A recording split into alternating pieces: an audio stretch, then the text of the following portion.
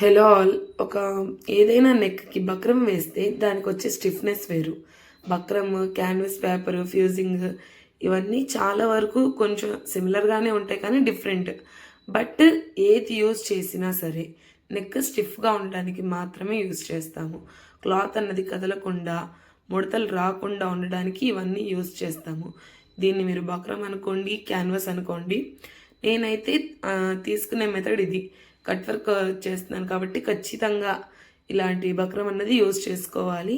నేనైతే first neck మెజర్మెంట్స్ని అలాగే పెట్టేసి దానికి ఒక 1/2 ఇంచ్ ఎక్స్ట్రా లోపల కానీ అప్పుడు కట్స్ ఇస్తాను. నెక్స్ట్ ఇంకో 1 ఇంచ్ ఉండేలాగా మెజర్ చేసి తీసేస్తాను. ఇప్పుడు 1/2 ఇంచ్ పైన అలాగే పెట్టాలి, ఎందుకంటే మనకు సెంటర్ పాయింట్ అన్నది తెలియాలి. 1/2 ఇంచ్ అన్నది పైన ఓపెన్ చేసేస్తే మనకు ఎగ్జాక్ట్ సెంటర్ అన్నది వస్తుందో రాదో మనం చెప్పలేము. కొంచెం నెక్ విడ్త్ అన్నది పెరగొచ్చు. సో నేనైతే సెంటర్ పాయింట్ అలాగే పెట్టేస్తాను. ఇలా మిడిల్లో ఖచ్చితంగా డాట్ ఇచ్చుకుంటాను కింద పైన. అలాగే ఫ్రంట్ నెక్స్ కూడా కట్ చేసుకుంటాను. మీకు బక్రం వీడియో కావాలంటే చెప్పండి, నేను ఫుల్ వీడియో చేసి మీకు క్లారిటీగా చెప్తాను. అప్పుడు మీకు క్లారిటీ వస్తుంది. ఇప్పుడు నేను కటింగ్ వీడియోస్ షార్ట్స్లో కటింగ్స్ ఎక్స్ప్లెయిన్ చేయాలా, లేకపోతే నార్మల్ చెప్పేసి లాంగ్ వీడియోస్లో కటింగ్స్ ఎక్స్ప్లెయిన్ చేయాలా అన్నది కూడా ఒక చిన్న కామెంట్ చేయండి. దాన్ని బట్టి నేను ఇంకొంచెం క్లారిటీగా మీకు చెప్పగలను. నెక్స్ట్ నా దాంట్లో వీడియోస్లో ఎక్కువ సోదైతే నేను పెట్టను. బికాస్ షార్ట్ వీడియోసే కొంచెం అంటే లాంగ్ వీడియోస్ అయినా కూడా కొంచెం నీట్గా షార్ట్ కట్లోనే చెప్పడానికి ట్రై చేస్తాను.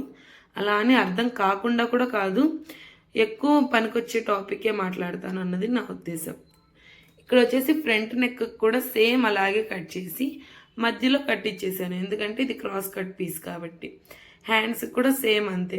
ఫస్ట్ మనం ఏదైనా మెజర్మెంట్ కరెక్ట్గా తీసుకొని ఒక 1 ఇంచ్ మెయిన్ పీస్ కంటే ఎక్స్ట్రా ఉండేటట్టు 1/2 ఇంచ్ కట్స్కి వచ్చేటట్టు నేను పెడుతున్నాను. ఓకేనా? ఏదైనా మీరు ఫస్ట్ క్లారిటీగా ఉంటే దాన్ని మనం కట్ చేసుకోవడం, స్టిచ్ చేసుకోవడం ఈజీ అయిపోతుంది. Thank you for watching guys.